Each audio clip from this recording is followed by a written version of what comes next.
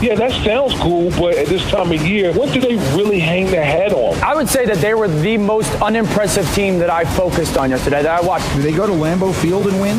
Do they go to New Orleans and win? Do they beat the Rams or the Seahawks? It's a good question that Mike Greenberg poses. They still do have TB12, but does that mean as much as it used to? It's a fair question. You heard Dan Orlovsky, they as well say they're the most unimpressive team I watched. Keep in mind, that was 24 hours after they won a game against the red-hot Minnesota Vikings. The bar has changed a little bit. It's time for Straight Talk, brought to you by Straight Talk Wireless. Again, we're presented by Progressive Insurance. All of our guests on the Shell Pennzoil Performance Line, including Damian Woody, who you heard there as well on the way at 7:30 a.m. Eastern. Simply put, after game number 1 against the Saints, Bruce Arians came out and said, I don't know why Tom missed those throws in his first game as a member of the Bucs wearing that pewter. I mean, the Saints didn't do anything we weren't expecting, and then the criticism just rolled on all the way through, even through portions of their game against Minnesota on Sunday.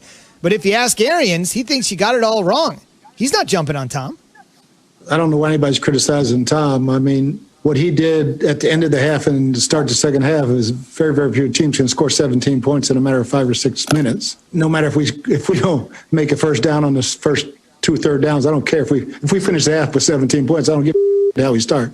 So I mean, yeah, he's not getting enough credit for what he's doing. Again, referencing that win over the Vikings in the criticism that is now coming in wins.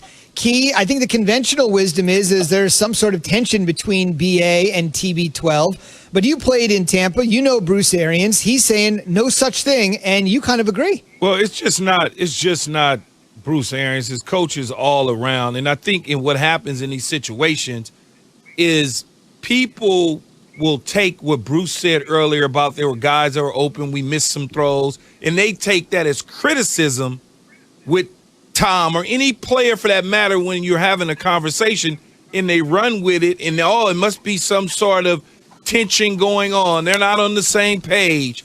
All of those sort of things, and understanding and knowing Bruce Arians as a head coach, this is who he is. It's not personal at all. It's not like he doesn't like Tom Brady. He doesn't want Tom Brady to be the quarterback. I think for whatever reason, people like to drum things up and make it more and sensationalize it more for clickbait. I don't see where there's no major issues. He's the head coach. If he says that, hey, we missed some throws, we missed some throws. What's the big deal? What's the big deal about it? Because you know why? Because you never seen Bill Belichick do that. And because Bill Belichick didn't do it for 20 years, it's something new to your ears and your eyes. So all of a sudden, a new quarterback that comes over from the New England Patriots with 6 Super Bowls and 9 appearances, no one should ever say anything about Tom Brady at all. Everything should be roses. And it doesn't work that way. I'm sorry. Is Bruce Arians the only one who's allowed to say something critical about Tom Brady? Like, is it in the contract that he has with the Tampa Bay Buccaneers that he's the only person specified in the world to say something critical about Tom Brady? You can't be critical somewhat of a degree, even if it's not personal, Key, of your quarterback, and then try to throw shade at other people for being critical of your quarterback. Like, it sounds hypocritical. And look, I understand this is the way Bruce Arians coach. I get this is his MO. This is the way that he's built. But you can't sit up there at the podium after it's been a multitude of games where you may not have said Tom Brady's name, but you've talked about misread coverages. You've talked about Mike Evans being open.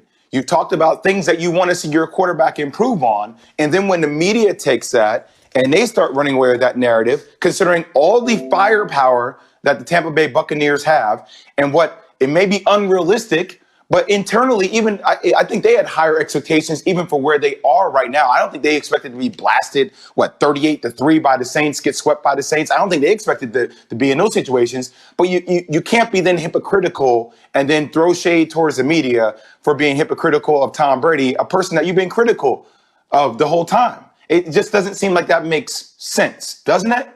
It for me, I don't have a problem with it. I understand where he's coming from.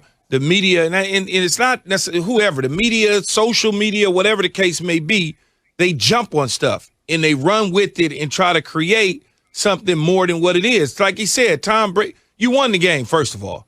Tom Brady put up the points necessary to win the football game against the Minnesota Vikings. Now, when you start to look at things and you start to try to poke holes in things, you can come up and set any type of narrative about a situation you choose to do so.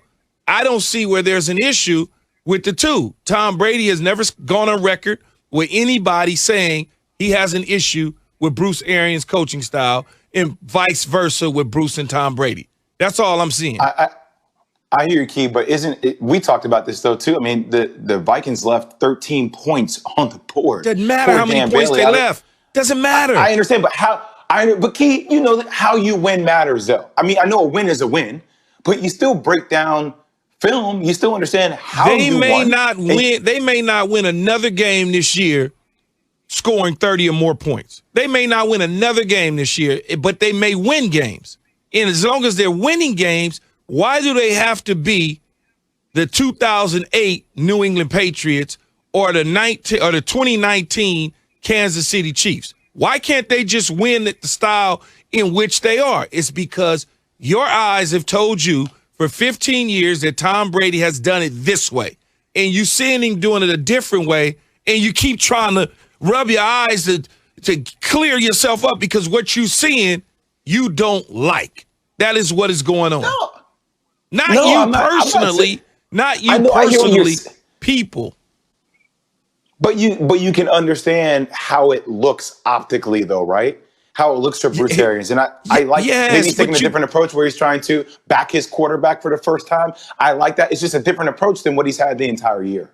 It's a different approach. And because it's new and it's a different approach, and people aren't used to seeing it. That's all. They're just not used to seeing it.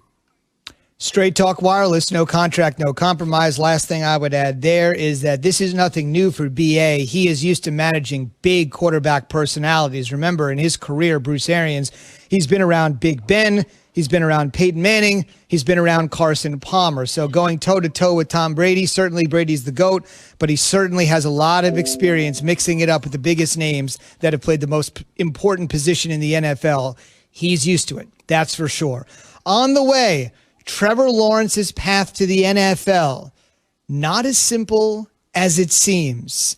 And for proof, just go back to two of the best quarterbacks of their eras. We'll explain. That's after Key has this from Indeed. If you need to hire, you need Indeed. When you upgrade your job post, Indeed immediately delivers candidates from our resume database who fit your job criteria. Let Indeed sift through resumes so you can focus on selecting your top